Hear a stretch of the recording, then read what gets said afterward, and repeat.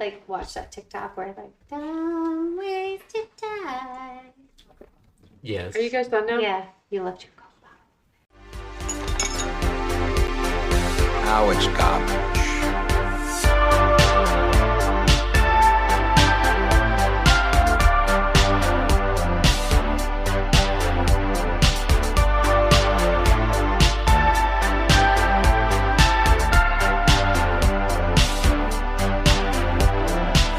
Just another movie night.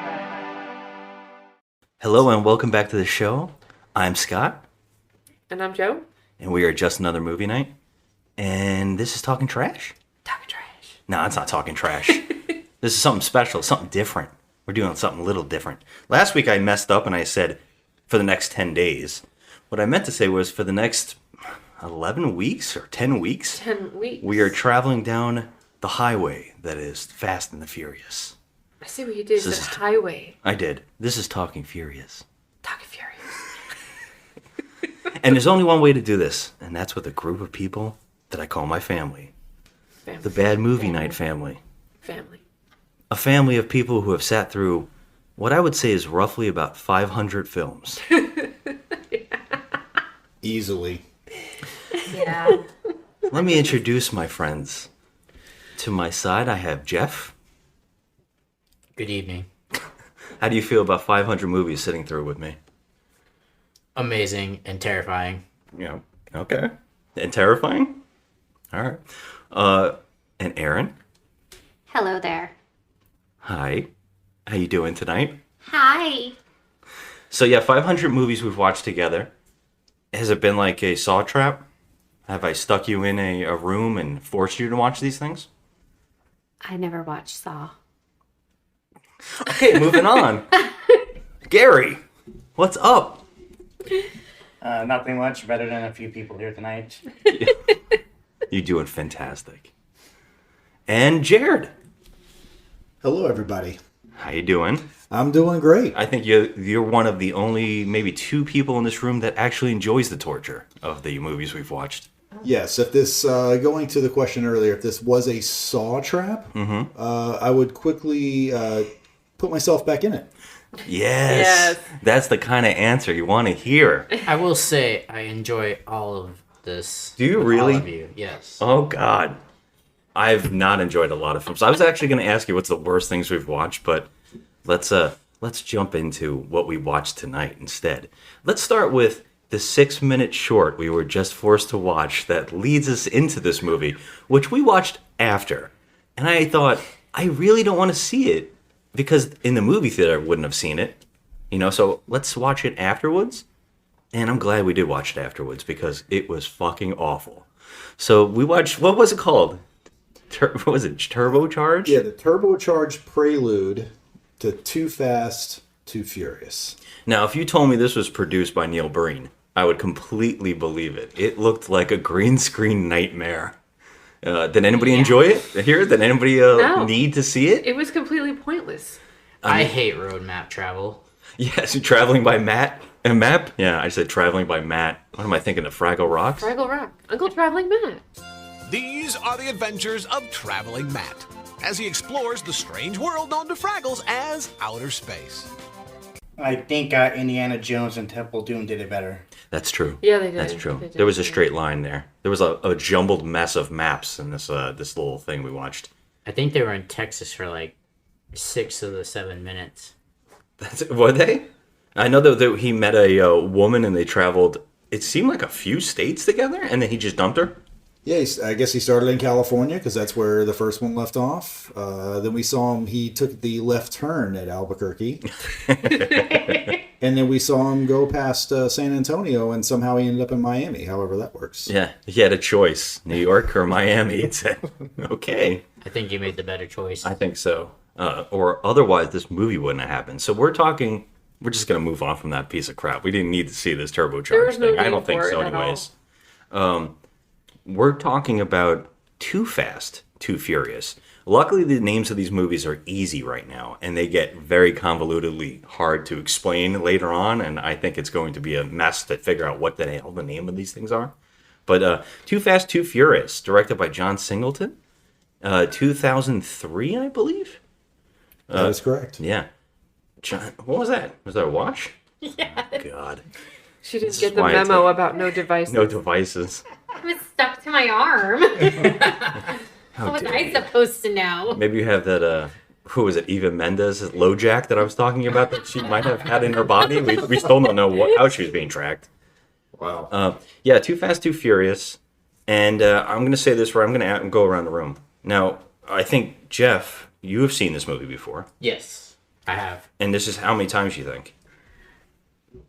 Maybe my 4th time. Your 4th time. Wow, fantastic. How do you feel about it watching now from the last time you saw it? I don't know how long that's been. It's been a little while, but I still enjoy it very thoroughly. Okay. Aaron, I know you haven't seen any of these movies, so this is impossible for you to talk about. Okay, this was better than the first one. Okay, yeah. 100%. We're gonna get to that. Yeah, Joe, we haven't seen this before. This is our first time, you and me. Yes. Yeah. I miss Vin Diesel. You miss Vin Diesel. Yeah. Okay, that's feel like that's an interesting start. We just need Dom, and there's no Dom. Okay. It's like having Gears of War Well, I guess I'll get to and like no Marcus. Okay, that's it. All right. I don't like Gears of War without Marcus. Gears of War doesn't work without Marcus, and now I'm getting video game nerdy. But we need Dom. Okay. Yeah, and his no sleeves. I told you it was whack. It was nothing big. It was stupid. Well, we got no sleeves here. Don't worry about it. Tyrese wears no sleeves, but it's not the same. He filled in for Vin Diesel's no sleeves. My heart is broken. Gary, you have seen this before. How many times? This would be my 3rd time, but not fully from start to finish. Oh, okay. I've seen like bits and bits and pieces of this movie, but so finally put everything together. But this is I definitely remember all of these parts that happened in this movie. Okay. So no off moments. You remember now? Not like last week with the first movie. This one I knew exactly what was coming. And Jared, I've seen this probably with Jeff here about maybe 4 or 5 times. wow. Yeah. And did you like remember everything and it hold up to like what you remembered it? Yes, very much. All right, so it's very fun. It's a very fun movie for me. Sorry. Yeah, and that's the question I want to ask you right now because this shockingly is the lowest rated Fast and the Furious movie in the franchise. Yeah, I know why. Wow. Because there's no Dom. I don't believe it. Well, There's no Dom. I'm going to say, maybe it's a hot take, but I enjoyed this one a hell of a lot more than I thought I was going to. So, Lowest rated on whose scale? IMDb. Is this like a 5 point something on there? Yeah, it's a 5. Everything else is higher. I never believe Interesting. IMDb. A 5.9, I believe, or 5.5? Close to that. That blows my mind after watching the first one last week, guys. So you're saying the first one has a higher rating than the second one? Yes, it actually has like a 7. I didn't understand the first one. This one I did. What the heck? Okay, so the Yeah. first one had a rating of 6.5. A 6.5, and this one has like a 5.9. Everything else is 6.9 or it's a 7 or 8. It's insane. Okay, that's And I'm gonna. I know, Aaron. This is your first experience with it, and that you think this one's better. this Yeah, is a 5.9. Yeah. 100%. I understood what was going on. The first one, I was just like, okay, there's VHS. Lou Parker, Send him a VHS home video recorder. Colonel Tom Parker, The bath towel. And then there's like these 2 guys and they're beefing. And then there's another guy and he wanted the girl and this and that. He was beefing. Yeah, he was beefing. Where's the beef? And all of that tuna. Oh, And yes, all he that was eating that tuna. Yes, We can never 100%. forget the tuna. I honestly forgot about the tuna shop. I completely forgot about it already. It's forgotten throughout the rest of the series. tuna on white, no crust, right? I don't know. How is it? Every day for the last 3 weeks, you've been coming in here and you've been asking me how the tuna is now. It was crappy yesterday, it was crappy the day before, and guess what? Hasn't changed. I'll have the tuna. No crust? No crust. I did not see Paul Walker eat any tuna this time. Thank God, because it's gross. It is gross. So gross. All right, well, let's jump into this movie. Let's try to figure out what happened in this movie. I think we're going to do a better job this time around. The last one we were very confused during. I think we can do this And then we'll talk about what we thought overall and our scores and all that kind of stuff. So let's just like rip apart the movie. I think it starts off right off the bat with Paul Walker getting a phone call to join a race because they need 4 contestants in a drag race of some sort. That is correct. And we have set up that one of the contestants, or no, the host of this race is Ludacris. Yes, and this is his first introduction into the series. And we also get to meet some other characters who seem like they're going to be more important, but shockingly in this movie, none of these characters come back. A lot of them do not come back in this franchise, which is strange because I kind of like them all. So we have a racer named Suki. Suki. Yeah, Devin Aoki. Yep, Little Miho from the Sin City films. Yeah, she's in the best looking car. She's in a pink, like Barbie doll car of some sort. It's the best car It's ever. a Mazda Miata. Yeah, and we have I don't know the other actor. There's like a Spanish actor. Yeah, I recognize. I think I recognized him, but I'm not really sure what else I've seen him in. Yeah, one of the actors very familiar to me. One of the actors, that actor in particular, the next one over, I've seen him a lot. He's like in the Flash Forward and a couple TV shows. Oh, Michael Ealy is the one you're talking about. His name is Slapjack, but Slapjack. the Latino I guy, wish they said his Yes. name. the other guy's name is Orange Julius. Yes. No way. Side note to that, Orange Julius had it on the back of his car. He did, right? He did have orange I Julius. just saw because his car was orange. Oh. I wasn't thinking. I didn't know that was his name. I need that kind of stuff said in this movie, and they did not do it enough. We have to clarify that it's not a 10-second race anymore. Yes, it's not, right? I don't even know if we clarified that last time properly. I think we messed up a lot. But yeah, this is one of those, I don't know what kind of race this is. It's insane. This was a normal street race. Yeah. They went around whatever blocks of Miami because it's filmed in Miami, South Florida area. Mm-hmm. But no, I mean, they probably went and had to, I mean, based on the speed, they had to have gone maybe, 20 miles, it seemed, as fast as they were going around the streets of Miami. Yes. Yeah. And what I liked was they actually showed you how they shut off the roads, which it already was like, oh, this is establishing in a universe that it makes sense, and they're doing things to explain a lot of it. In the first one, they just throw you into this craziness, and it doesn't even try to make it make sense. My first opinion was like, okay, I think I even said this out loud. How are they not getting busted by the cops? They're just racing through the streets. Yeah. But now we know that they had road closed signs, like they were stealing signs. Yeah, they have all these people working to move signs and move the shut down things, and also break in and move a bridge. Yeah, but they should have shown us that in the beginning, in the first one. So Yeah, no, absolutely. Happening. Yeah, this already, John Singleton's already directing it in a way where it really works. To me, that's how I saw it. Yeah. But we get a insane cartoon car chase. But I gotta say, it didn't bother me. I know some of you guys were pointing it out, like it looked like Looney Tunes and it looked a little. There was the CG was a little. Blur. It was like, okay, well, I mean, Speed Racer. It was like ludicrous speed from works. Spaceballs. It was ridiculous. It's kind of pulling back from the first one. One of the first races that we see in the first one is kind of the same thing. We made the joke, I think, last time. It was that they went to plaid. Yeah. And it's kind of like they kind of went to that time this time, but I think they were keeping that same feel. Yeah, I agree. It looked good. You know, I think it really worked because they kept cutting to eyes and their faces reacting, and it made it tense. Although we know the outcome of this race regardless, it still felt like, oh shit, I don't know what's going to happen, which is cool. Like, you kind of know where we're going, but it still worked in a good way. That's all John Singleton. Yeah. It's all John Singleton This one being was a pro better at directed. directing. Yeah. Yeah. But this gets crazy because it turns out that he springs on them that he's going to lift a bridge and they have to jump it. And they don't know this is about to happen. And so while they're racing, the bridge goes up and they all see it. And this is where I think the series finally starts. This might be the moment where this franchise honestly starts realizing this is insane and we should just throw shit at the wall and do crazy stuff, which will progress from here on. I don't know about 3 yet since I haven't seen it, but Brian is able to jump another car with Nas. Right? He jumps over this car and somehow makes it, and they land and their cars aren't fucked. One of them is, I think, it's not Orange Julius, it's the other guy, Slapjack. Oh yeah, it's Slapjack. He lands, he kind of messes up his the bottom of the car. Yeah, He something. crashes. Yeah, something falls out of the bottom when he lands, and it seems to be dragging on the ground. Yes, and this makes him crash, and he is knocked out of the running, and it allows Suki.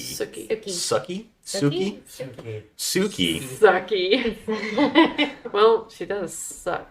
Oh, Jesus. I mean, Wow. Hey. Well, how else does she get that car? I'm just saying. Her badass skills. Oh yeah, yeah. Okay. What She's skills? a good artist. Oh, is she? Yeah, she Do was you a know good that? artist. They Artist. say it in the movie a Yeah, lot. okay. Oh. Yeah, but it allows her to beat Orange Julius and make it in second. It doesn't matter, though, because only winners matter.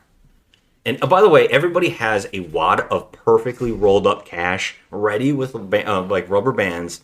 Perfectly don't even need to count out. They just smack them into each other's hands. Everybody's got, what was it, $3,500? Wasn't it 35,000? 3.5 large. It had to be. 3,500. 3,500. Yeah. Oh, okay. 3.5 large.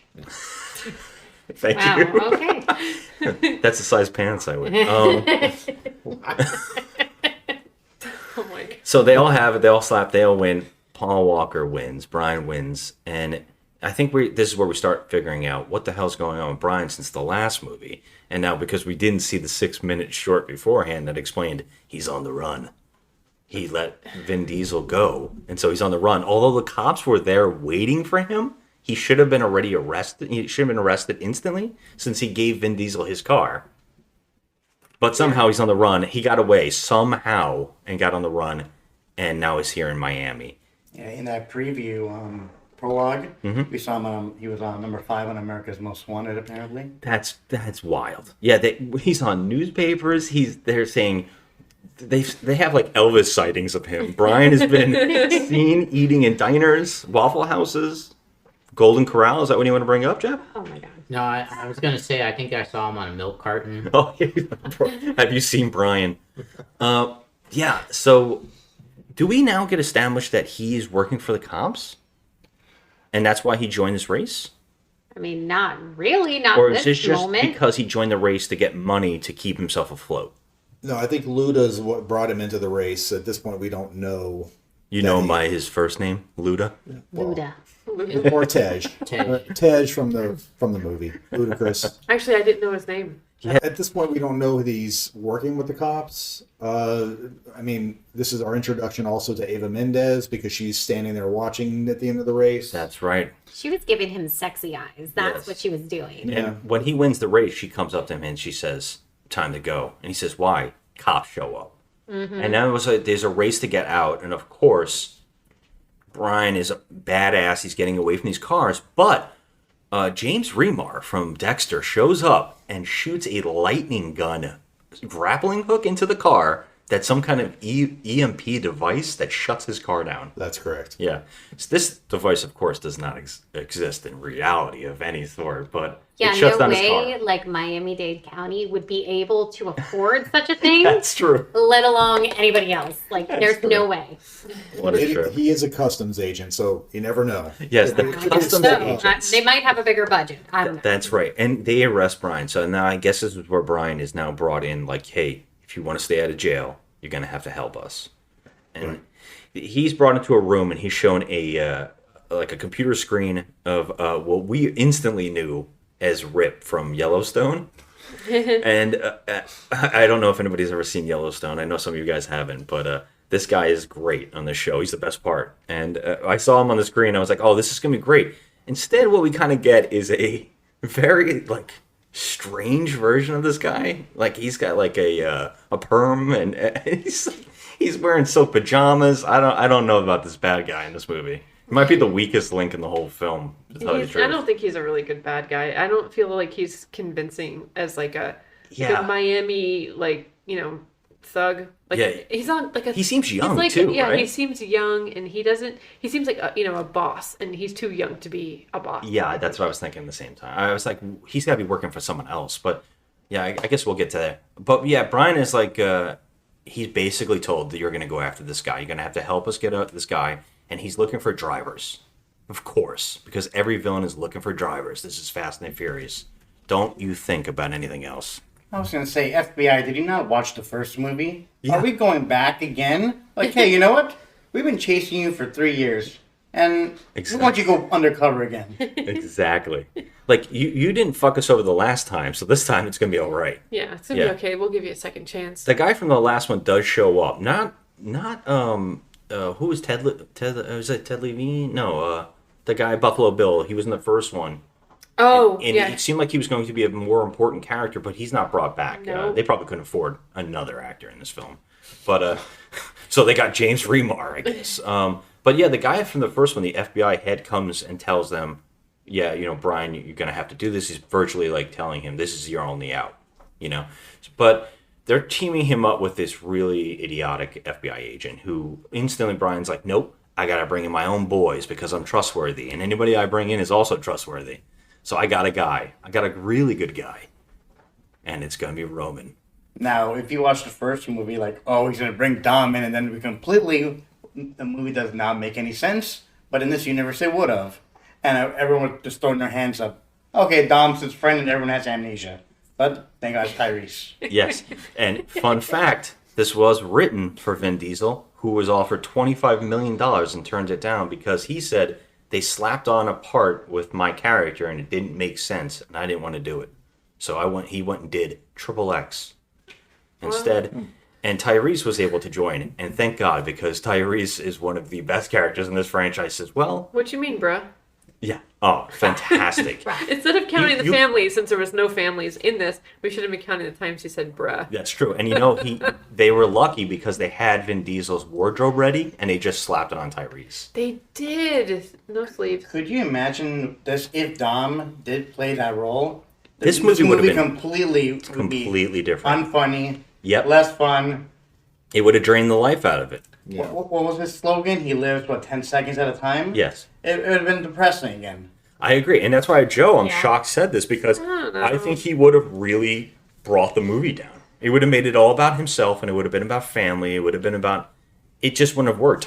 Tyrese, on the other hand, brings in so much likability. Why can't we have instantly. everything? I mean, why can't Dom and Letty be there? And we're going to get there. We're going to get back to it why soon. Why can't we have it all? We're going to get it all. I want you to have it all, Joe. We also don't know the time frame in between when Brian left and Dom got away. So we don't even know where Dom is. So how would you even want to bring him in? I mean, Dom's got to be still in California, right? Yeah, we don't know. They explain it in later films. And now I'm starting to wonder if we've actually seen 4, and I don't think we have either. So I can't wait to find out. I don't know this answer. So these guys are going to hold it from me because I don't know what the hell's going to happen next. I really don't. Yeah, no spoilers. Yeah. So we're so late to this party. Tyrese is working at a what you called what'd you call it? A bumper cars?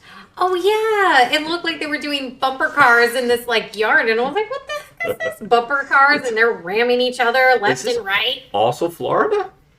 No. Yeah, where was this taking place? I don't know. It was Florida. Okay. No, it was. It's in Barstow, which it seemed to me it was either New Mexico, Texas, Arizona somewhere else. Well, yeah. So they went for a drive to get somewhere dusty. Yeah. Somewhere dusty, yes.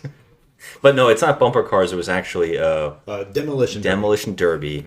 And Brian he's telling the guy with him, this guy Roman, he's crazy, but he's also extremely talented, and we go way back. Well, when Tyrese wins the bumper car race, the demolition derby, he gets out and instantly can spot Brian in the crowd, and he knows He's the only white guy there. I guess I was gonna say that too. I was like, where's Waldo? He just pointed out Brian sticking out. Is that right? He No. is? No. Oh. No, that's a redneck thing. There's probably What the hell? Where was I? there was white guys all over that audience. Okay, he looked like the only Californian. Yeah, that's true. Okay, yeah, that I that's true. believe. That I believe. Because Brian is dressed in this movie like he is going to grab a skateboard at any time and skate out of this film. For real. Yeah. Mm-hmm. I think he did a movie called Meet the Deedles or something. Does anyone remember this movie? No. Where he's like a surfer dude? Nope. I don't. Okay. That we have to check that out soon. That was Into the Blue or with Jessica Alba. That's not what I'm talking about, though. Oh. Was he in Into the Blue? It was No, Meet he the was in- Deedles. He was into the blue. Yeah, He he's was in that. Yeah. Oh, okay. I don't remember that one. That one's actually not that bad. And that was Jessica Alba. That wasn't Michelle Rodriguez. No. I don't know what's happening. Okay. We're talking about other movies. Yeah, we're mixing a bunch here. But anyways, so back to we're bumper off cars. track. Yeah, bumper cars. Tyrese sees them instantly, and that you can automatically tell Tyrese does not want to see this fucking guy, instantly. And Brian has to go up to him. Tyrese is pissed off. He actually whistles at him. I think that would piss me off more. Like, hey, come over here, boy. And Tyrese is like, are you fucking kidding me, man?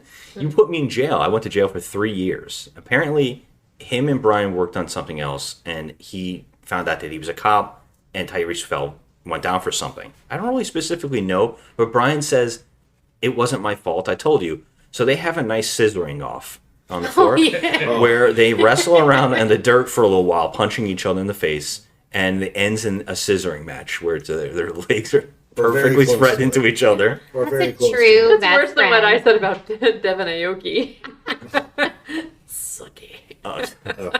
But yeah, so they basically tell Tyrese, right, that he needs to join them and help them do this case, and they'll give him, I think they'll take clean his record, because it turns out that he has an ankle bracelet on. He's under house arrest, which he lives in a motorhome right next to the demolition derby.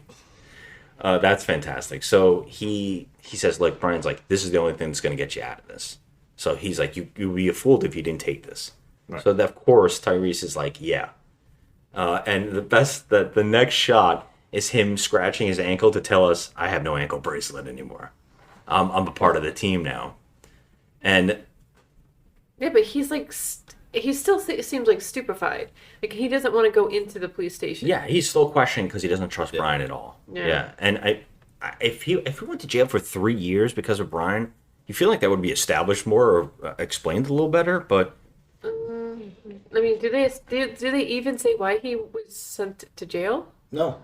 Just that Brian arrested him. No, Brian, he said, I didn't do it. It wasn't my fault. Something else happened. Yeah, it seems like Barstow is the trigger word for him, because as soon as Paul Walker or Brian says to him, well, you can go back to Barstow, he goes, I'm not going back to Barstow. Yeah. And everything just turns right around and walks right in. It's just assumed that it was something bad, and we'll have to move on from that. Yeah.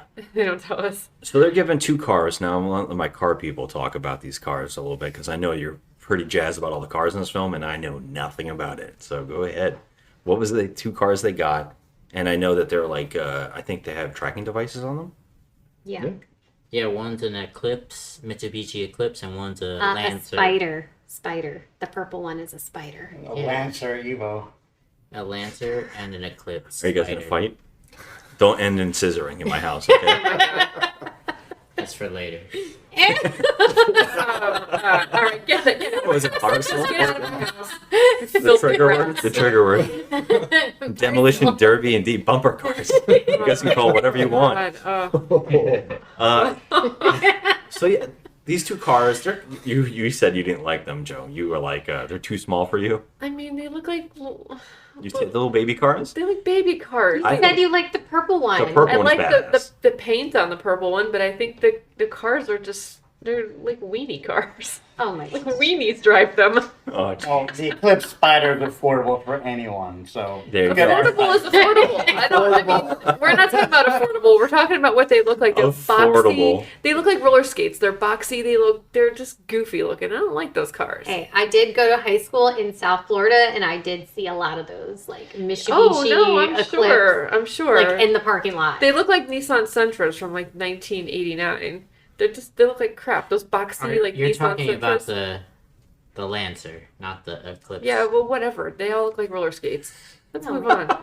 I don't know anything about these cars. I can't even try. I'm not impressed by the cars. But at I all. will say that they pull up at a house. So their mission is to go to this guy's house, which it turns out to be, I think the actor's name is Cole something. Cole Hauser, yes. who turns out to be this. Man, I have a question. Yeah, Like, please. how did like Eva Mendes get in the car, like with them? Like, how did this whole thing come about? Like, so here's Yes. the 2 cars, We should and then point that there's out. like Eva Mendes. Like, I was like, wait. Thank how you is for bringing going this on? up. This is a bizarre moment, and this is one of those moments I expected Gary to say, well, didn't they just give away their position? because they go to the cop station. Turns out Eva Mendes is there because she's working with what was it, Customs? Yeah, she's a customs agent. Undercover. You want to talk about her outfit? You guys, I know the girls here want to talk about eyebrows and outfits all night. She had her boobs out the entire the guys want to talk about cars. It's a bit provocative. Okay, first of all, we meet Round 1, fight. Eva Mendes, and like she's wearing this like Spaghetti corset top that like has a corset in the front, so like it's open and you can see her cleave. I think that's later. It's just a little bit provocative, you know. I mean, she's smoking hot. I have to say that the clothes were Miami. It was like all white and clean, and this is Miami. Yeah. Well, not what Devin Aoki was wearing. She was wearing like chaps and underwear. She was. That was out of the dirty video from Christina Aguilera. Yeah, okay? Christina Aguilera was a scab, and then she passed along that freaking scabby ass outfit to other women, and it just looks awful. Round 2, fight. And Devin Aoki's body, she looks like an 11-year-old boy in this. Yeah. I mean, she doesn't even have the freaking body to fill up this outfit that she's wearing, or not wearing. Finish him. And she just looked like a little boy. Nothing personal. She just looked like... Sidebar, guys. Nobody. I didn't mind any of this. And you guys? I thought it was fine. Yeah, I didn't have a problem with any of this. I just did not like the clothing in this movie at all. I like the clothing in this movie and the look of the women way more than the first one. And they all look like hoochies. Anyway, it doesn't matter. They're all...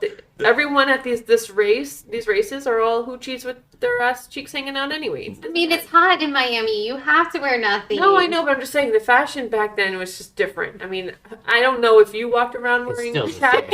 It still looks the same to me. Oh yeah, because chaps is So a thing. not the chaps, but like back in like the 2000s, like you wore the booty shorts. Like you had to wear the booty shorts. Booty shorts are fine. Okay, that's a See thing. what I started? But the chaps, I mean, This is what the movie experience was like for us guys. How many pairs of chaps do you have in your freaking closet? I mean, I have 0 right now. I'm a mama. Jesus Christ. Okay, we're gonna skip the fashion talk. What?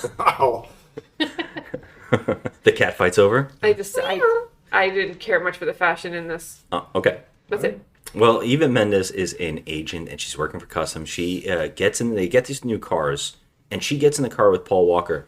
Paul Walker and her do a stare down in the car while he doesn't look at the road while he's driving. This turns her on. This turns everybody on. So dangerous. Tyrese is pissed off. That's my move, bro. Back Bruh. off, bruh. Bruh. Yeah, so apparently this is it for Eva Mendes. That's it for them. They're together. Yeah, they got a thing. The stare. We don't even need to question while the romance happens from on here on out. Almost die because he's not looking at the road, so he could have slammed into a wall, and that would have been like, wee, we're in love. Okay, too soon. Yeah.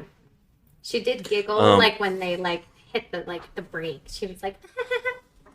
So here's the weirdest part. Now I'm shocked that Gary's not bringing this up because Eva Mendes is in the car with Paul Walker, and they're driving from a police place, wherever this location was, and this should give away Paul Walker instantly. But they pull inside, and Eva Mendes walks from outside in, like she wasn't with them, but they just arrived, and she just walks in the gate. And none of the goons, there's 2 goons, and they don't pick up that she's with them. That's really strange, because it turns out Eva Mendes is undercover working with the villain.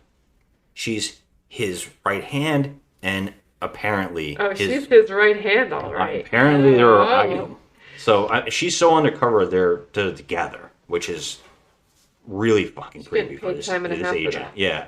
So they pull up, and it turns out there's a whole bunch of other cars there and other guys. There's going to be a job that they all have to do, and whoever gets it first is the ones that are going to win. Basically, join this guy, right? And it's like, it's not set up as it's going to be like a test. It's like a job interview for thugs. It is a job interview, but they feel like it's actually important. He says that his car is in impound, and they have to go and pick it up because there's something in the glove compartment he needs. And so we kind of established this group of jabronis. And we get a whole bunch of idiots, and we have beautiful cars. Yeah. Anybody car talk here? Anybody want to chit chat like the girls did with the guitars? I'll back up. Jared's got this one. Oh, Wasn't there a Mustang in there? I know there was a Mustang and a Challenger. See, the Mustang and the Challenger, I like those cars. Beautiful cars. Yes. Yeah. So yes, there was a BMW, there was a Corvette, a Dodge Viper, A newer Mustang. a newer Mustang, had the Challenger. Trying to think of the other one, but there was also a Camaro as well. So I think all of these people with these cars have to give their licenses to the villain. And then he says, your time starts now, and they all have to jump in the car and get to this location. And so now we get a huge highway chase, and it's fun. I do have a question. Sure. At what point did they get the address for this? Because he said I was going to ask you about this. He said it's in an impound lot, but turns out when we get there, it's a boatyard. Yep. But at what point did we get the address? Does everybody know the address? There's no GPS back then. He just said in Little Haiti. Did he actually say that? Yeah, he said Little Haiti. Okay. Okay, so there's only one there? Is Little Only Haiti one? only a boatyard? It's a boatyard. Yeah. When it gets there. Yeah. I guess so. And this car, everybody knows where Little Haiti is. this chase, this Cannonball Run-esque chase to the location must kill about 50 people. Oh my god. 100%. One of them One guy in particular gets run down. washed Yeah. like a bug. It's amazing. And I actually think there was a screw-up on the stunt because another car crashed into the ran over car, and they left it in the film. I think it was like a Corvette. I think hits the Oh, run. I thought that was one of the other drivers. I think that was a Viper. Oh, it was a Viper? Yeah, they left it in the film, and they actually had to shoot a scene of the guy crash, like making a face, because he accidentally did, and they were like, that was badass. Let's leave that in the film. That guy's dead. I mean, those guys were dead. That was Yeah, crazy. he That was a got- crazy stunt. He got crushed by like a semi. Yeah, of course you're dead. Yeah, the police, the undercover police, the missions that they have to pull, a lot of people have to die so we can take down this drug dealer. Yeah. Yeah, that seems insane. But What is Cole Hauser? Is he a drug dealer? yeah, what was his Because deal? what was his villainy? Like, what did he dabble in? He was a drug dealer, and he was trying to get his money back to his home country because he couldn't get it back without a way. You said his country? Yeah. What country is What he country? from? I thought They he was never in said America. a country, but they just said that his home country. They said that? Yeah. Wait, That was- I feel like I missed something because I He feel like looks the most American of the whole cast. yeah, he does, and It was explained while he was in the FBI. Oh, in that little room with his face He's on it? like, Carter Verone. Born in Argentina, but he's lived most of his life in Miami. Now he owns the biggest import-export business in the state. You see, unfortunately, the cartels have been successful getting drugs into Miami, but they've had a hard time getting the cash out. We've been surveilling him for a year, but we've never been able to put him and the money together. So he needs these cars. Whoever wins this battle is going to be the driver for him to get the money. get the money out of the country. Yeah. Get the money out of the country. to the drop point. Okay. All right, that was good to know. We must have been laughing about something over what didn't even pay attention to that part. I think we were just talking about like this isn't the 95. It's like the turnpike right now. I think we were arguing over what. Yeah, road there was they a were lot on. of that. There was a lot of figuring out where we were in the movie. They're not in Miami. They're in Homestead. But that's normal driving here in Florida, anyways. Yeah, that's Yeah, Yeah. 100%. That's definitely not 95. I can tell you that. So these this part's great. I think Brian drives backwards at one point. It's insane, right? Yeah, for unknown reason, we just turn around and start driving backwards. Yeah, because it's cool. Yeah, I guess love that's the why. banter between Tyrese and Paul Walker in this scene just because they're flipping each other off and they're Yes. like, ha, ha, It seems ha. to be like them like- trying to one up each other. Yeah, and it's like, oh man, you're driving backwards? Ugh. Not to mention that I'm going to air quote here, driving 120 miles an hour Yes. with your windows down, but yeah, we can talk at normal levels, so we can flip yes. everybody off and curse everybody out. That's Like they're on headsets. yeah. And split a semi. Well, two semis. All I know is when I'm driving like more than That's like right. 50 miles an hour with like my window cracked, I can't hear anything. I'm like, I have to like turn on my radio. Like, I don't know how they do it. I think they were whispering at one point and they heard each other. Yeah. You son of a Ow. bitch. Oh, you call me a son of a bitch. Their bromance is starting to grow in this scene. I think this is where they're slowly becoming friends because that whole plot line of him being locked up for 3 years and blaming him goes away quick. They move on from it really quick. Yeah. And good, because the Tyrese and Brian the two of these characters, they have a great friendship, and it brings a lot of fun to the whole film. I think they also have good chemistry. The two actors. They actually really do have Yeah. great They do, chemistry. 100%. Yeah, you could tell they're friends off screen. Yeah, I would think so. Yeah. So of course, no shock to anybody, Brian and Tyrese Roman get to the location first, and they have one of them drives through a gate that has. They go through the middle, which is impossible, and they knock down this thing. That car would be fucked. But in the next shot, it's completely fine, and they get right up to the car. They get in the car. They find it in the middle of the lot, abandoned in the middle of this It's boat just lot. so convenient. It's like a cherry red car. And if you notice, when they hit the gate, security guard didn't seem surprised. No, he was It ready the for first it. time, just sitting there, just ready, like, okay, how many more? Oh, this shit happens all the time. I mean, they are in like Miami, Little Yeah. Haiti. They're You like, know? another day on the job. Yeah. So they get an envelope out of the middle console, and just then the cops show up. And Not also just the cops, though. The other cars get there too. It's the other cars get there first, and then the cops show up, and it's Romero. Oh yes, it's James Remar. James Remar again. Because he thinks that they're running. Yes, he doesn't know what's going on, and they're not really sure what the mission is. I guess they're not wired in these scenes at all, so they don't know anything. But they do have chips on their cars that are locating them. And Roman, he acts right off the bat pissed off, so he grabs a gun and shoots at the cops. Basically, he's doing this to cover them up, to make them look like they're not with the cops. Because why would they be shooting at the cops? But he shot so randomly. He shot the at windows. the freaking windows. Like, okay, dude, what if you hit someone in the head?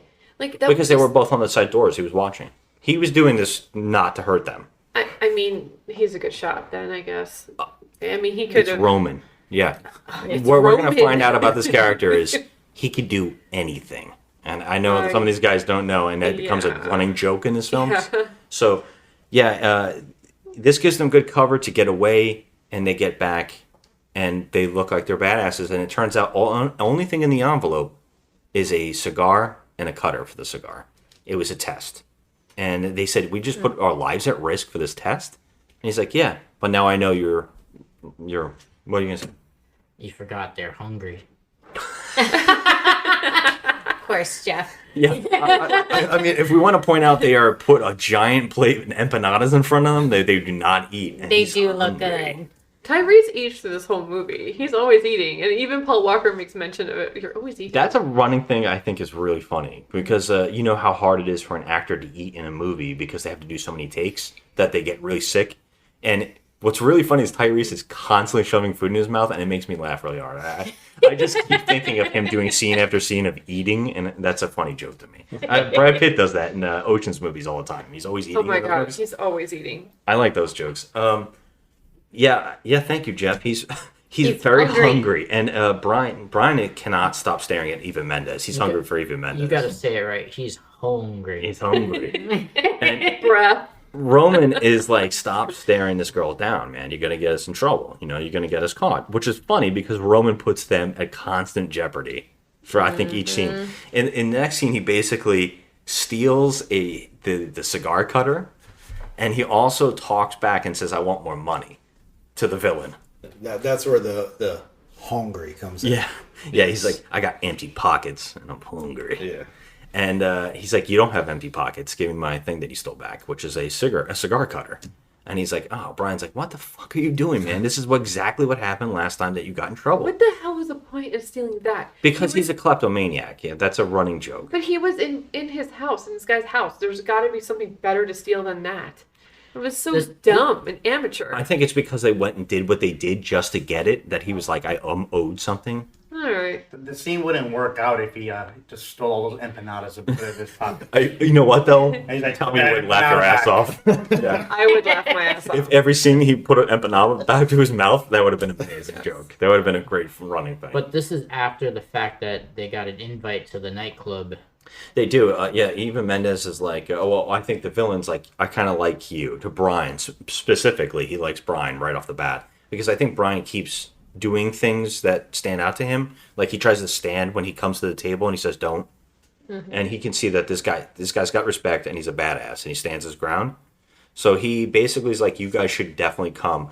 And oh, by the way, the back of this guy's house is amazing. It looks like a golf course. It looks like a giant mini golf course. It has like a whole slip and slide mountain in there. It's insane looking. It's beautiful. It's, It's amazing. It's like this fountain. It looks awesome. He's like, you should come. What's up? It doesn't have the bridge. Like It does in the not. first Well, that's the movie. cops. We'll talk about the cops because they definitely fixed it this time. You do not have a really cool house unless you have a bridge going into your house. Yes, that's a thing. Only Right, Jeff? bridges to the front door work. You need a bridge. Movie trivia, that originally was supposed to be the secret headquarters for the FBI. No. I'm joking. I know Oh my god! I actually believed you. There was a bridge somewhere back there. We did see it, but There it didn't was lead something. into the house. No lagoon with a bridge, I don't think. No. So Jeff's not impressed. You'll find me under the bridge now. Jeez. You okay? What? Don't Yeah, stay really? there. Your family's gonna be looking for you. Everybody's gonna be missing you. Bruh. I'll forgive it. Are you hungry? Is that what this is about? He hungry. I'm hungry. So in the last episode, in the last movie, the cops had the best house ever as a location, and we were just laughing because why wouldn't any villain know that this is the cops' location? And this one, they were in a crack den, so they made it work a little better this time around. We skipped the part. I didn't even get there yet because you keep interrupting with hungry and everything. I don't know what's going on over there. And Aaron said something too. So what do you want to say, Jeff? No, after they get done at the house. the house, I didn't even get there yet. They go and to the garage where Tej is, and they go check out our cars. Wait, I'm so confused. Okay, Okay, Scott, so help us he out. wants to jump to the scene now that it turns out they're going to go to a garage that also has the most amazing backyard. It's like a giant, it's the lake. All the girls are all there. The boats are all there. Everybody's having a great time. The garage is out in the open. This place is great. This looks like a Chuck E. Cheese for car fanatics. Yeah, this place is amazing, and they show up there because Brian specifically needs his car to be checked out because they figured out that the cops followed them, so they must be wired. They must be being tracked. And they open it up and they say, we've never seen anything like this. This car is loaded with, like, bugs. Right? And he's like, I think that the main garage guy. Yeah, both cars are loaded, and it's through the engine and everything, and they can't take it out without ruining the engine. Yeah, he's like, we'll have to come up with something like this. And I think Ludacris, he's like, we got to get these cars off this lot. We got to figure something out. But we kind of get a little bit of establishment here is that Ludacris is into Suki? Yes. Suki. And, Sucky. and she draws amazing. That's pretty much her character. And she's also, from this time out, she's always with him. They're always together, like an item now. No. And they basically are like starting their little team. If they need help, they have this crew that they can go to and get their cars fixed. But Brian points out across the street to Tyrese. He's like, don't look. But there's this car across the street. They've been trailing us from the beginning. I think those are the two goons that work for the bad guy that we're working for. And he totally looks. And Tyrese will not stop staring at it. It's so obvious, but I love this next scene because Tyrese just pops up in their window. Somehow he's crouched down, snuck up on these two guys, pops up in their window, and does this whole little shtick thing and sprays window washing fluid on the front of their window, which happens to be gasoline. Joe asked me if it was Windex, and the Windex is that flammable. I was like, could Windex do I'm pretty that? sure we would have died already if that was truth. Oh yeah. Yeah, I'm a dummy. he lights their car on fire, and they had to put it out. So this allows them to get away. And now I don't really know why they have to get away from them. Like, why does it matter? Is this so they can get back with the cops and talk with the cops? I think they have a scene with the cops and they yell at them. I think that's where Tyrese steals the burger. Oh yeah, he like. That's right after. Yeah, and so Was it a burger or Miami stuff? I couldn't tell. it wasn't Five Guys. I don't think they were around yet. It was a nondescript white He does, bag. yeah, and he does wiggle a sandwich with lettuce on it. at the It is window. their first meeting since the shooting. Yeah, and that's where Tyrese is. James Remar's freaking out because he's like, "Why did you shoot at me? You could have killed us." He's like, "You put us at risk. I was trying to stop it, but you guys shouldn't have shown up." And they're like, "You shouldn't be following us." He's like, "Well, I thought you were on the run." And he's like, no, we're trying to get this all worked out, this case, and you almost put us in jeopardy and almost spoiled the whole thing. We would have, been killed. So... I just want to chime in and say a piece of trivia Please. that I read. So that compound that Verone owned, with the lagoon and all that was Sylvester Stallone's. He owned it. Yeah. I did see that. In the trivia. There's a lot of weird trivia. Bad Boys 2 was filming at the same time, almost on the other side of the park. Like everywhere you see in the movie, they're filming on the other side. So there's like 2 giant car crash movies taking over the streets. Which is really wild when you think about both movies, what they pull off on the roads. I feel like they both used the 7 Mile Bridge though. No. Yeah. No, I didn't see that once. One's the causeway, like. But like you could see the 7 Mile Bridge in one of the scenes where like it's totally cut off. Like I don't think so. Yeah, you can. We saw it. you? Yeah, Yes. yeah. I must have been Fact check it. Come on, guys. fact checks. So. Okay, so back to they're this. back on it. I think. Are they living on like a houseboat? Brian and Tyrese. That's a weird thing because that comes back strangely later on, right? Well, that comes up, yeah. Yeah, I don't know. We don't know where they're living. Yeah, we don't actually see it. It just keeps jumping forward in the plot. That's why I think this movie is pretty decent because the plots flow really well and you're never really like given a moment of thinking about anything. Everything just keeps giving you plot. And it's like really... Then at that point, if that's the case, they might be staying at a houseboat that's behind Tej's garage. That might be that boat that they showed there, but that's even crazier because that means they followed. They already have followed them to that garage anyway, so they know that they're there. Where was Brian living before he met up with Tyrese? Yeah, there's an opening scene where he seems like he's in a hotel or some sort, but I don't know. Weird. We don't really know where they're staying. He's on the run anyways, and Tyrese now is too, so it doesn't even matter. Well, yeah. Well, no, Tyrese is just under house arrest. Well, yeah, but now he's working for them, so they're basically like, they have a lot of crimes on them anyways. The cops need them anyways. You know what I mean?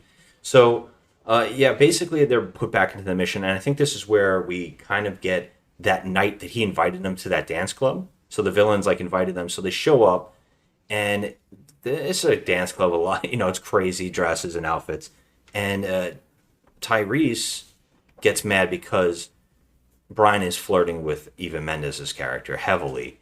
And right across the way is the villain watching him and her flirt. And Tyrese walks up and goes, "He's here." And they're like, "Where?" And he's like, "Don't look. He's across the way." They look up and he's just waving at them. Staring at them. And he also sent a Tyrese woman. does not care. He just doesn't care throughout this whole But movie. nobody seems to even But, think I don't about this stuff. understand, like, why they're flirting so much when the guy invited him. Yes, and Eva there. Mendes is undercover too. Yeah. She's putting herself at jeopardy, flirting with Brian so heavily. It's those eyes, though. And he also drove without looking at the road, so he's a badass. I But mean, you're also flirting in this club where you were invited to, so, I mean... He's there and he's got wouldn't goons. somebody tell him? Exactly. Yes. Somebody would tell him that, hey, she's over here flirting with this guy. Yeah. But I thought it was more her than him. Oh, it's clearly both. It's both, yeah. They're they are both looking at Like I each other said, with sexy eyes. the moment she saw him, that's it. That this is the thing. It doesn't need to be established in any other way. That's just it. They go over to him, and he brings them to a back bar where they also point out that there's a guy across the way to pay attention to. There's a girl flirting with a guy, like another guy, and they're like, "See that girl? She can get anybody I want to do anything for me." I mean, that guy. We're gonna meet that guy in a minute. So they go in his back room, and then they walk this guy in. He turns out to be a cop, and he's a on the detective. payroll of the villain. We know this actor from Dark Knight, I think the Batman films. He looks like Captain Lou Albano. He does. You didn't point that out. He does. He's undercover, and so this is the scene where the villain has to establish that he's a badass and he has everybody working for him, and so that's why things are getting done. This is one of those establishing villain things that you need to do. They, of course, tell this guy to do something illegal for him, and if he doesn't, he'll kill their entire family. He doesn't say family, so we don't get a family in this entire movie. No, he actually mentions his kids by name. He names everybody off. And the His wife, wife. I'm like, oh, come on, say family. He thought, "I'll kill you. I'll kill all of them if you don't do what I want." And to hammer this in, we get a rat pulled out. Now, this guy, this villain is a badass. You know how he's a badass? He brought a giant rat to a fucking dance club in Miami. I mean, I'm pretty sure it was already in the club. That I mean, it's that a could dance be, club actually. in Miami, yeah. And they also have the ice bucket ready and a blowtorch. You got to have your blowtorch. Maybe that's for the drinks. Who It knows? just seems so extra to do all this. Like, just put a knife to his throat and say, hey, you are gonna do something for me, or I'm gonna freaking kill you. Yeah, but That's it. nothing hammers it in more than putting a rat on someone's belly Yeah. and then putting a can on top of it Yeah, and then that's like blowtorching it until slow it bites torture. into his body. Yeah, but it's just so extra. And I'm not getting the menacing villain vibe out of Cole Hauser. I don't either. I'm just It- not. It doesn't. He's not 100% convincing. His two goons are more convincing of like hating everybody. Yeah, like they're angry. Like, This is a running thing too. Is like Brian and Roman and these two goons hate each other. yeah. They want to kill each other. In every scene, they're almost about to kill each other in every scene. Yeah. So he talks to that cop and he shows them, you know, that if you don't do what I'm saying, this will be you next, to Brian and Roman. And then he takes Eva Mendes out in the hallway, kisses her, and then tells her, if you ever touch another man, I will kill you. So she's like, oh, all right. I just Yeah, see. all right. I feel like we need a little bit more establishing of these two. Okay, so she's what is she? An environmental agent or something? What is she? What is she? Apparently she's a customs Okay, a agent. customs agent. She's a customs agent. How does a customs agent establish herself as, you know, the hoe of a you know? Did you see her dress in that scene? I'm just saying, like, how do you get established? Like, You don't have to establish much. You just are Eva Mendes Yeah. and Eva Mendes it up. I That's know all you do. the way that she like is. I mean, completely controlled by him. Like, this takes time. You don't just meet someone and be like, "Oh, hey, you're my bitch now." Yeah, this No. how long she's been That's what undercover. I'm trying to figure out. How long has she been undercover? It's got to be a while, like you said, but it doesn't really even They don't tell us. It doesn't matter, I Yeah. guess. It's all about cars. right. I was gonna say with these movies, they're just written simply for their, you know, their target audience. Yes. And it's like, don't think about it.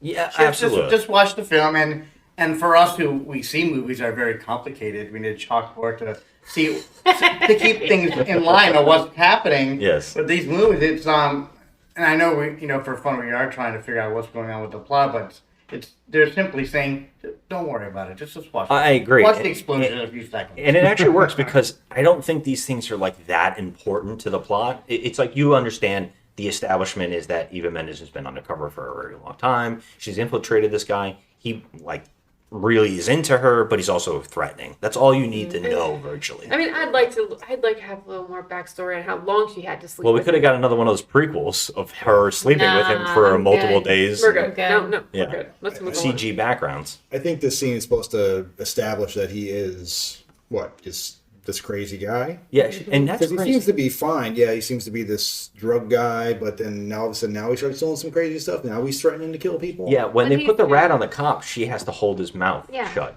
And she's really visibly shaken by it, which is crazy that he's never hurt anybody else in front of her. Right. They just sent like 9 people on a crazy road trip to get a cigar.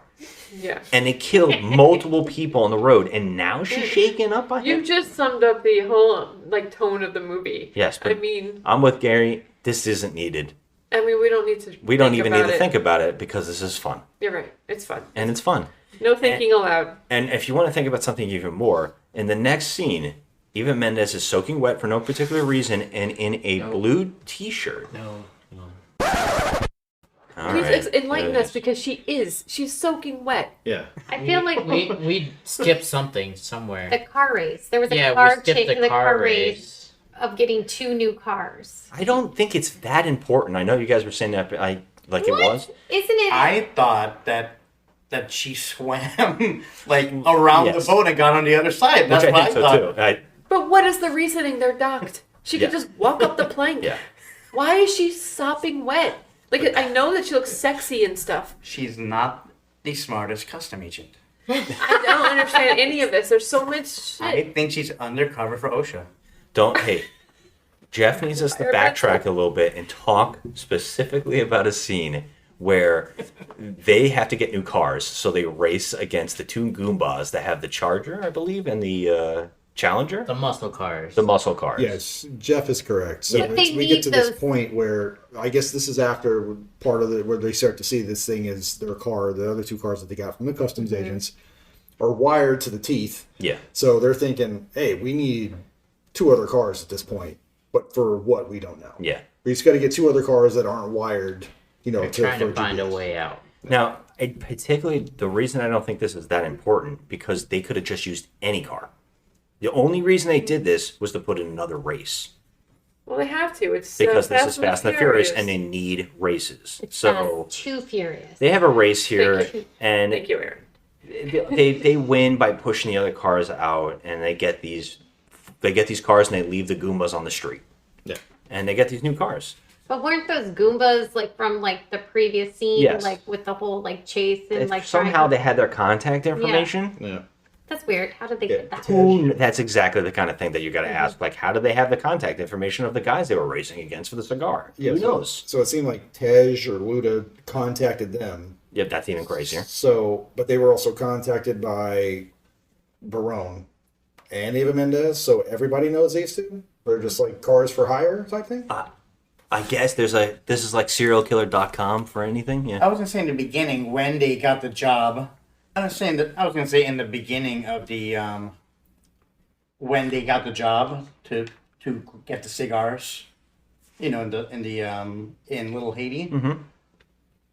I thought Luda was the one who gave him all the best drivers. He gave information to him. Here, all the drivers are usually race with us. Yes. And so that's why I'm like, that's how they all know each other. So you think these guys race them? Or like weekly, whatever. There's part So of the odds racing that- circuit. And they're also Okay. henchmen of. No, they weren't. They were possible henchmen. They were just Oh. cars that showed up to this location to race to see if they can be picked for this I job. feel like they're throwing in too much information that we don't really need to know about. I feel like we're over explaining this scene that doesn't I really think we're over explaining this whole movie. I didn't It even can want be to bring it summed up in because 3 words. it kind of just comes back at the end, and it's not really needed that they have these other cars. It could have been anything. Yeah. I only wanted to bring up Eva Mendes being soaking wet, Jeff. That's what's important. Yeah. Why is she soaking wet? She swam to the boat Maybe. when it was docked. So that's the customs. She wakes Brian up, and I don't know what the hell's going on. You under the bridge still? Is that what's going on here? I think so. Oh my gosh. I was gonna say Jeff just learned that Snape killed Dumbledore. Oh. Oh my god. Spoilers out Spoiler there. alert. Have you seen any of these movies? You spoiled it. Great. That's it. It's over now. Dang. So, yeah, Eva Mendes wakes up Brian in this boathouse, and she's wet. We kind of just. It's weird. She's We so think wet. she She's swam wet here. We don't really know what's going on. water. But she warns him that he's going to kill you after you do the mission. I heard him saying they plan to shoot you at the end. So you guys gotta get out of this somehow. We gotta stop it. And he's like, it's all fine. And exactly that same time, the 2 goons show up. And Tyrese has to hold them outside while she goes and escapes. And so basically we get a gun-to-gun. Tyrese and Brian are being held gunpoint on each other with these 2 goons. And then it's when the villain shows up and says, hey guys, I was here the whole time. How did I not see Eva Mendes get into this boat? Yeah, I mean, I don't get it. They totally cut something out of the movie there. Like, she was maybe on his boat, and she, like, just jumped in the water and swam over to Paul That's what I'm Walker's saying. boat. It's crazy. It was. It just comes out of nowhere. It's like It the is so octopus weird. in the Goonies. Like when Data says the octopus is really scary. And you're Okay, like, there was no octopus? no, there's no octopus. In But it this wasn't movie. deleted scene, so maybe you're right. So It was supposed to be deleted, but he left it in the movie. also, the only reason I'm bringing this up is Eva Mendes kisses Brian. So they're full on now. Like, this is a thing. And Tyrese is like, Jesus, man. When did that happen? You're yelling at me for this? You're doing even worse stuff. They had a get us stare. in trouble. They stared at each other. That's it. Yeah. That's and they automatically were just like, okay, we're a thing now. I don't know. I'm I thinking mean, too that's much. usually how it works, right? Like you stare at somebody. Well, I'm staring at you right now. Are we a thing? Oh boy. We've always been a thing. Don't make me bite you. And it always starts with wet, soaking hair, too. That's when you know it's on. Yeah, Yes, it is. yeah. And it was soaking wet. It was soaking wet. And Jeff was hungry. But then the next scene, like Eva Mendes was like perfectly like with her hair, and she was like on a bikini, like she didn't had like it, her hair was dry. And Yeah. he's like, "Where were you?" And she's like, "I was out to breakfast." Yeah, that scene was. I love that was thrown in there I too. was like, So now the main story is going. The main plot setup to the ending of the movie is basically going to happen, and this, if we're talking about things that are kind of bizarre in explanation, this whole thing, there's so many plot holes, there's so many weird moments that you're like, well, if you think about this for a minute, the whole thing's going to unravel. But man, is it fun. Mm-hmm. So I guess the whole mission is the cop that they have paid off has to hold the cops back. He can't tell the cops to show up at this house that they're going to go to. It's like basically a trailer park house that in the wall there's a lot of money. So the two goons are going to drive with Tyrese and Brian, Roman and Brian. They're going to get in each car, one guy per car, and they're going to make sure that they do this. But they have to go get this money. So this cop has to stop them from calling the other cops. That sounded way more convoluted than it needed to be. It I think really I should have is. done that better. But they get there, and it all hinges now. This whole plot hinges on this cop not ratting them out. Yep. Because I see what you did. You said rat because he had a rat. That wasn't even. Oh, yes, the rat in the bucket. I did it by accident. So Proud of yeah, you. they bring sledgehammers. They knock this wall in, and there's so much money. They put it in duffel bags, but the cop does give in to like he can't do this, so he calls the cops in to raid them. And what's up? Sorry, so this is one of the plot holes that you're speaking about because, yes, it is mentioned that this is actually Carter Barone's trailer park. There's already cops there.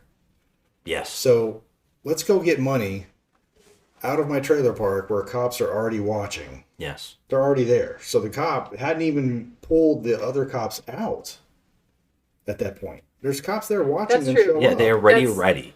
And also at the same exact time, the customs agents are about to move on an airfield airplane that is the villains, that they're apparently going... Now, nobody has been told this plot. Nobody knows specifically what the mission is, but everybody seems to know the mission. Yeah. It's very strange. It is strange. Brian and Roman have no clue other than we're going to get some money, and then we're going to drive it over to this airfield. But what we find out later on is no one's ever told them about an airfield.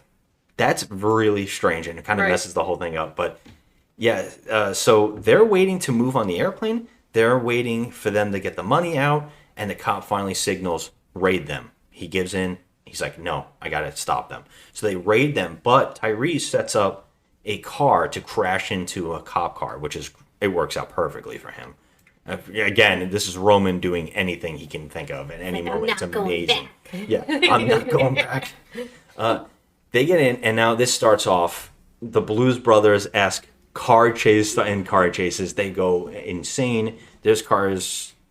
All the cops are coming after them. Helicopters are coming down in the street, shooting those electric wires to shut them down. Brian gets hit. His car gets hit one of these electric wires. He has to get out of the window. He has to force his guy with him to hold the steering wheel. He does not want to. I don't drive, man. I mean, I wouldn't want to going 120 miles an hour down the freaking highway. He's not doing a good job either. He's in the grass. I don't know how Brian hasn't flipped out of this damn car. He has to get out and rip basically a Doc Ock hand out of the door. It's like a claw, and it's like electrified. Yes, it's a claw. Car. It's a giant claw stuck in the side of his door.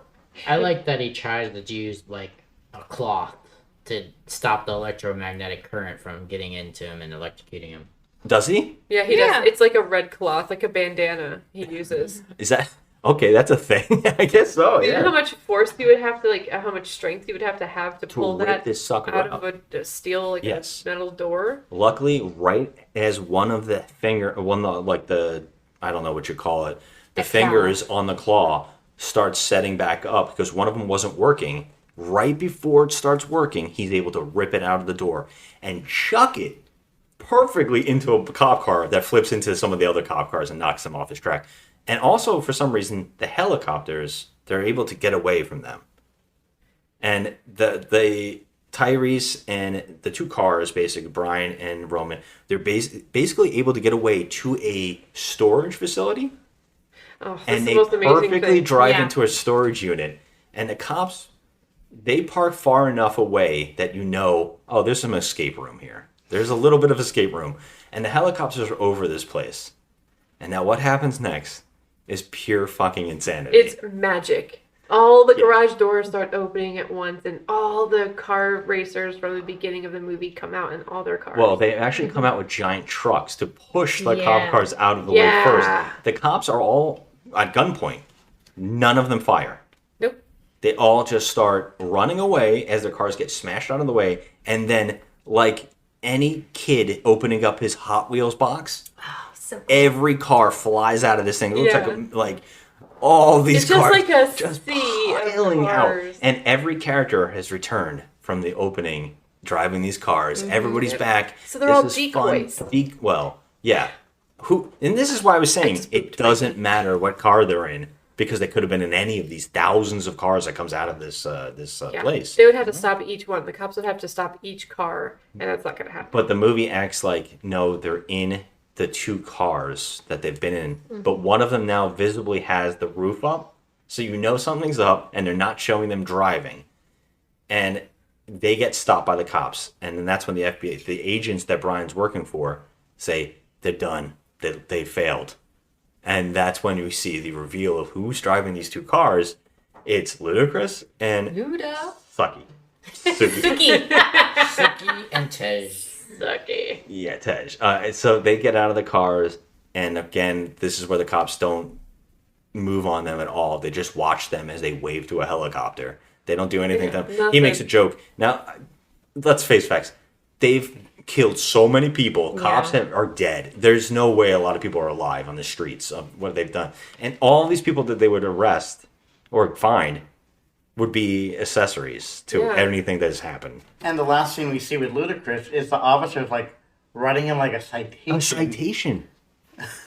Like, what's going on? He's writing him a note like hey, you did some bad stuff, guy. And Little he's fines. on the phone with him, and he was like, "Yeah," Yes. and I was like, "What are you doing?" And Like, him and Siggy just sitting on the hood and just like, we got a little speeding ticket. Yeah, and they're you know? laughing. They're having fun chit chats. They're And not he arrested. They're literally not in the says- back seat of a car. He says Brian's name and everything, and Yes. the cop's not like, "Oh, is that Brian? Yeah, is that the guy? Is that the guy? That, that we're looking America's for?" Most Wanted. Yeah, like it's like you're aiding and abetting a known fugitive. Exactly. And you're on the phone with him in my face. Yes. And the only reason that Jeff brought up those muscle cars is because that's what Brian and you know what? This brings up another thought too. But Brian and Roman are in those cars with those two goons, and they have now rigged these cars to have ejection seats on the passenger side. so cool. That is It a is. very interesting plot point. Tyrese is able to eject his co-guy because they know these guys are just going to kill them. Although one of the guys has broed out with Brian saying, "You're a badass driver, man." Like, they've been through some shit. You think this guy's going to be like on his side now? No. No, It's like, they're hey, still man, I goons. got to kill you. I don't want to, but I got to kill you. Yeah. But like I said, Roman is able to eject this guy. He's the most comically funny thing you've ever seen. He just flies out of the was side very door. funny.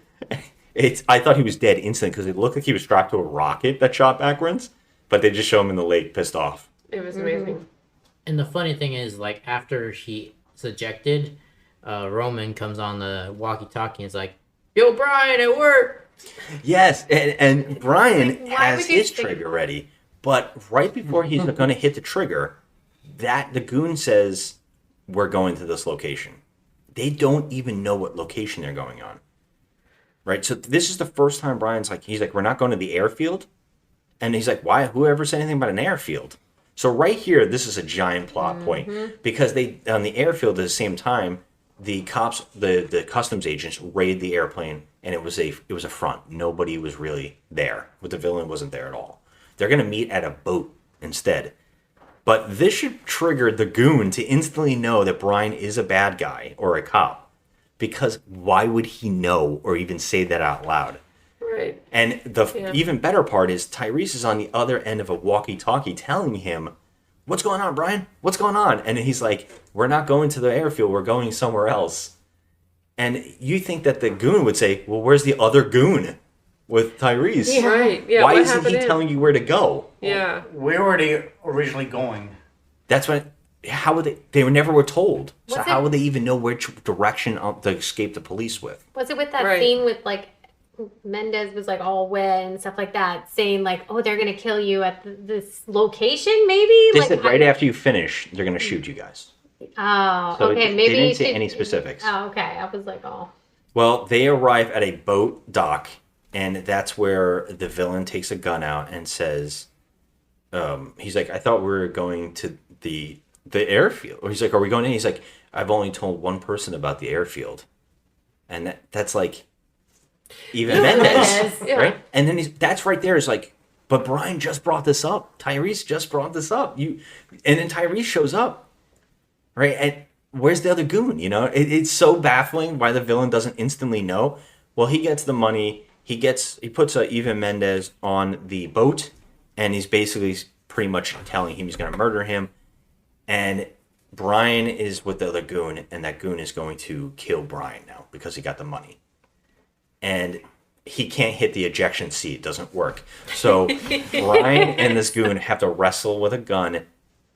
And exactly at the right time, Tyrese is there to smash into the car to save Brian. How does Tyrese even know where he is? Like, he was so far behind. Anybody want to add that? Because I don't know. How did he even know how to find Brian? What did they call the location they were headed to? I don't remember. There was a specific, like, like Little Haiti. He said we're gonna go here. They said like some mile marker or something. Like I feel like. As if we all know, where exactly that is. Everybody knows what like, that hey, is. we're heading to the McDonald's. Yes. In Miami. In Miami, McDonald's. So many. Well, it's also mentioned that he said we're going to a different location, but it doesn't say where that location is. Yes. So that's So so Tyrese could wild. be driving around the earth forever, and he'll never know. And the main villain doesn't shoot Brian, doesn't kill him himself, and also doesn't wait for Tyrese to show up with the money. He just takes the 3 bags and makes a run for it. That's crazy too, because he's missing out 3 bags of cash. Yeah. You think he'd be like, I want him here now before leaving? Yeah. But he does leave. Well, Roman is able to jump in the car with Brian now, and Brian's like, hey, we have to go save her. He's going to kill her. And he's like, well, what's your plan, man? You know what? If I drive straight long enough, maybe I'll find a bridge to jump off with and somehow crash into a boat. And that's exactly what he does. He lands on top of the yacht. But we saw prior to him doing this, Eva Mendes was with the villain on top of the yacht, But he sent her down. and she was up there. But how did Brian know that she wouldn't be on wouldn't be on deck? top of the yacht Yeah. where he was crashing? Yeah. He could have just squashed her like a bug.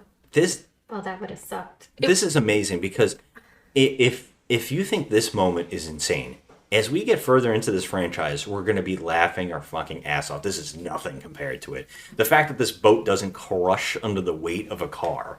The fact that the villain, the car is up on an angle, and the villain has to get over the hood, and then suddenly they can see him when he falls. Mm-hmm. All of this, if you think that's anything, just wait. Because anything else is going to just be, this is going to look like Citizen Kane to what we're going to get later on in this franchise. I was going to say, well, GTA Vice City had come out the year before, so it's possible Brian played the game and he knew where all those jump ramps were. That's true. That's true. He might have known. Maybe. Oh, mile marker. There's a jump. There's a jump right there. I like it. Come on, you played that game. After you play for a little while, you know where all those ramps are at. Yeah. Well, this is how they stop the villain. He doesn't kill him. This is another thing in this franchise too. The villains hardly die. Yeah. They're always left alive for later, and for some reason this one hasn't shown up again. I don't think he has, right? And I don't think he does. Maybe in this new moon, No. Well, we'll talk about that. If you don't know the trailer yet, we'll hold that off. I haven't watched the trailer. So if I watch Fast and Furious 10 and he comes out as surprise, I feel like I'd walk out the theater. I want him to at this point. At this point, it would be 20 Because years later. it would make sense that I've been plotting my revenge. I told you I'm going to kill you guys. 20 years? There's just 2 of them, now there's 30.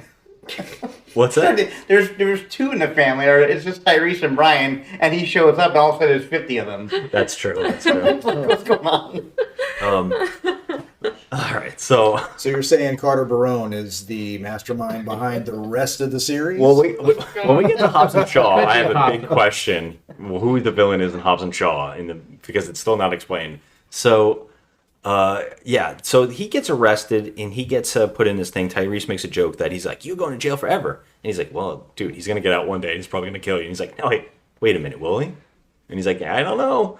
So he gets locked up. He gets put in jail, and Tyrese brings bags of money out to basically say, "Hey, man," to the cops, "we're square." James Remar's like, "Wow, thanks a lot. You know, you're everything. All your crimes have been erased. You're free." Yeah, you have a clean slate. And this is where Brian, and the same thing with Brian. He's like, "You guys did good, although they've fucked up lots of things. They've done so much property a lot damage, of people so many got things." killed. There's like, Yeah. Oh my god. There's a boat over here with a car on top of it. They got a lot of work to do.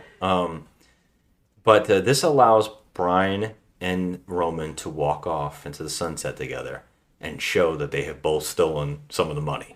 And they're going to open up their own garage together. Start new. Yeah. Okay. And they're gonna serve tuna fish. Will they? And for some reason, Eva Mendes just Gone. walks away from Brian, and they're not going to have a relationship. She has another undercover case to deal with. Oh, she has a new guy to go. Yeah, to for the next pretend 5 with. years. Wow. Oh god. All right. So in Tokyo Drift, right, which is the next one, I'm wondering if any of this comes back because I've not seen. None of the characters are in it. None of the characters. No, we're starting fresh. Wait, we're starting fresh, and we don't have Dom either. Nobody. Okay, I'm out. Wait. We're gonna have new characters. The only one I know from this, I could be wrong. Is it Han? Is he a He's- character that will end up in this in the next movie? He'll end up in the other movies. Yes. Okay. Oh, actually, so does the main actor. Wait. So Spoiler alert. They all come back. Everybody in all of these movies except Eva Mendes and James Remar and the actor from the first movie do not come back. Kensuke. And yes, and somehow her. Yeah, which is a weird thing. I think they might mention her though. I don't know.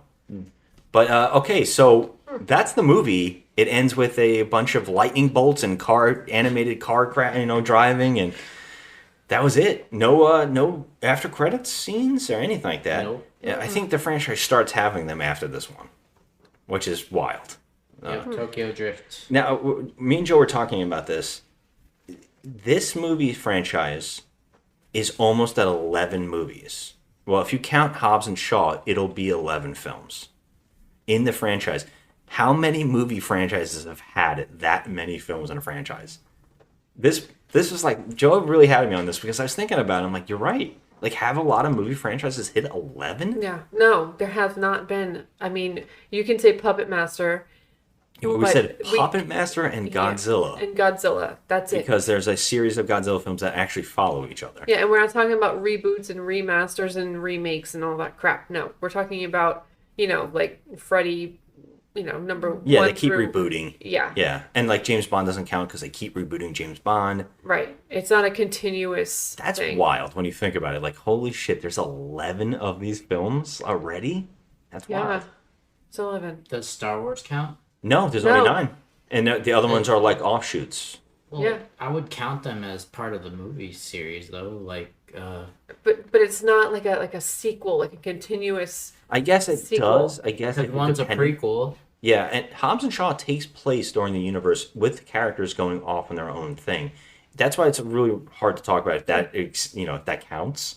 But Yeah. if it does, then it's 11. I mean, not even Star Trek It's does kind of this. Star Trek. We were talking about this too. Kind of does too think because we're- the same universe, same characters moving on. I mean, I guess you can stretch that. It's wild Like when you Rogue think One about it. is a prequel. It Yeah, starts yeah. everything, and then Well, Friday the 13th is what, 10? And if you want to count the, Freddy versus Jason, you're going.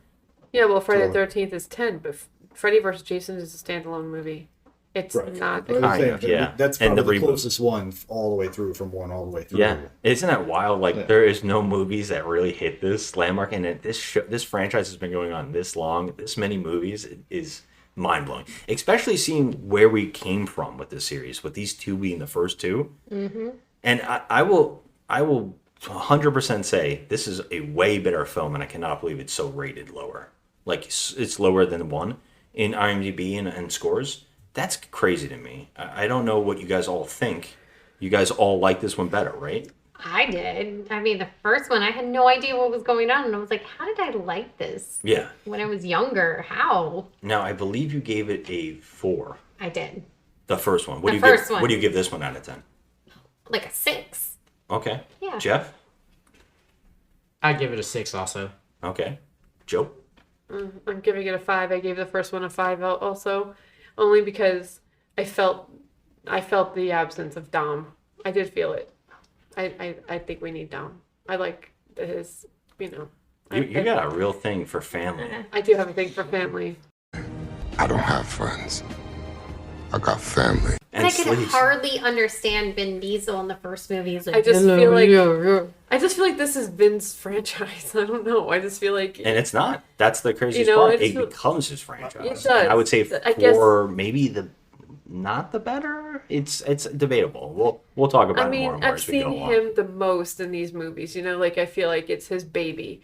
So I felt his absence in this. Wow. I did. My daddy blew up on a track and they heard the screams. I thought he burned alive, but it wasn't him. It was me. It was me the whole time. It was me. It smelled like marshmallows roasted. I gave them What? both a 5 though. So, Gary, what are you giving it out of 10? I You gave- gave the first one a 3. A 3, and I think just if these were the only movies in existence, this one I'm giving a 7. Well, see? Much Jared? better. Well, I was debating. I was thinking about 7, but I think I'm going to go 6. I think the end. Yes, we start to see the glimpse of where the franchise goes, but Yes. with the fun part, but especially when the plot at the end, the holes and everything start showing up with how everything turns out. I think it does kind of bring it down. So yes, I'm going with a 6 on this one. Yeah, I haven't seen the next one, and so I'm really interested in how that plays out and how that flows from what this one is. But if this was the first one, I would definitely know why this franchise got big, because this seems like a fun start, and I'm also like you on the fence of what I want to give it, because I also was thinking a 7 for a little bit there. I think it was just too fun. It was too much fun to give it a Too 6. fun, Too many Too fun, too plot fast. Too fun, too Too funny. I agree. I agree with you. It is a lot of fun. This is a fun little action film with some car stuff, some fun characters, some good bits. I like this film. I don't hate this one. I gave the last one a 5. I think I'm gonna land with a 6, but I feel closer to a 7. I'm in shock by this right now. I'm in shock because there's so many little stupid things that make no sense in this Only movie. because we're talking about it. Plot holes, silliness. I mean, there's no way you can give this movie a 7. It's not a 5. No Dom +1. Whatever. I'm giving this a 5, and I gave the first one a 5 simply because there's equally bad things about both. But you know this one's way better. I mean, it was. You have to admit Yeah. It was this one's way definitely better. more. It was better filmed. I can tell you that. Roman was way better than Yes. Dom. And I do like Roman. I do. So But- yeah, that's what I'm saying. Like, as if you stood this movie, like he said, alone in the franchise, you don't think that you'd like this one better? You just keep harping on this Dom thing. I don't know. I just felt weird not having him. That's all. Maybe I'll get over it. I don't know.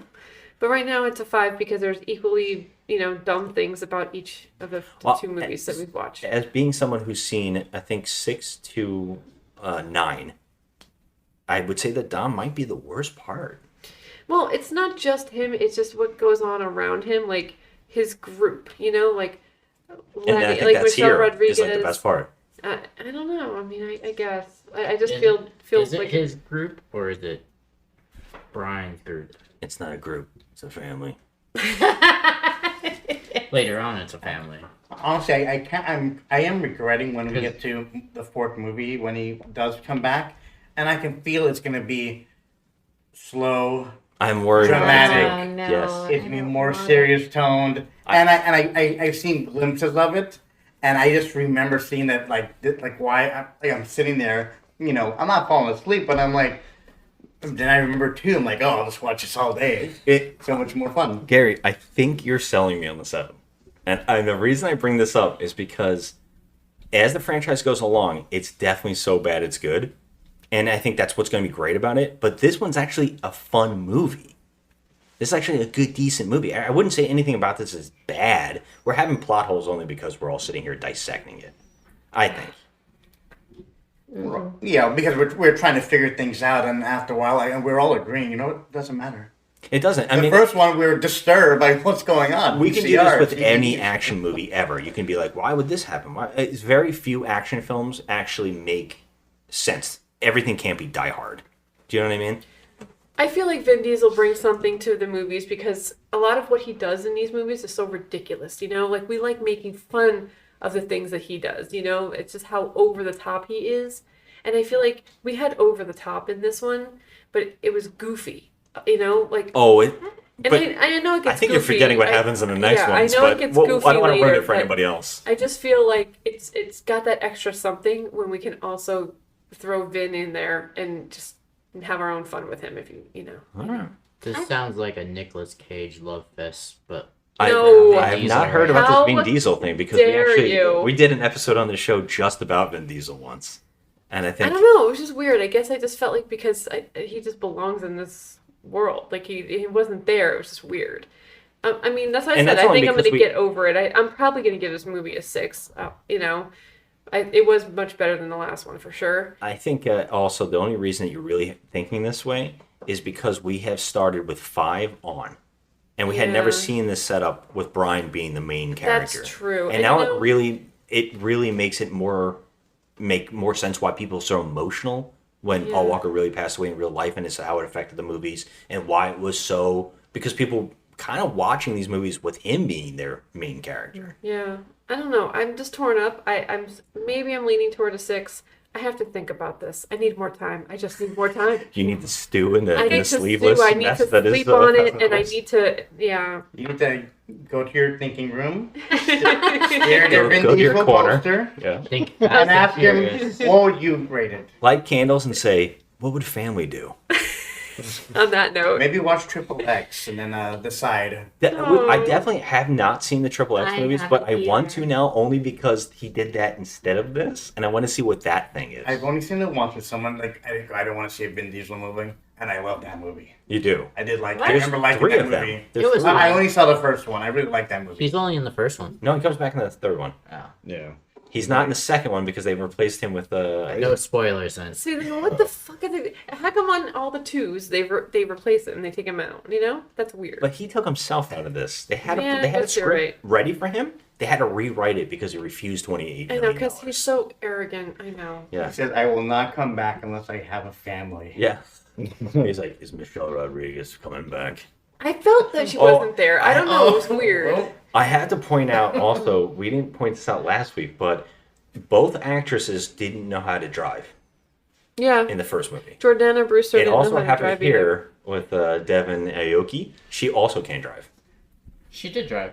but she can't in real life. Oh. It was an illusion. They put her in a simulator, They Jeff. had to teach them how to drive. Same thing with Jordana Brewster You see her and Michelle move. Rodriguez. It was like Her hand? it was like the Yeah, Back to the that's Future crazy. car. I never expected them not to know how to really drive. No, It was- to drive. The only reason we didn't talk about this, but last week, Michelle Rodriguez and Vin Diesel were dating.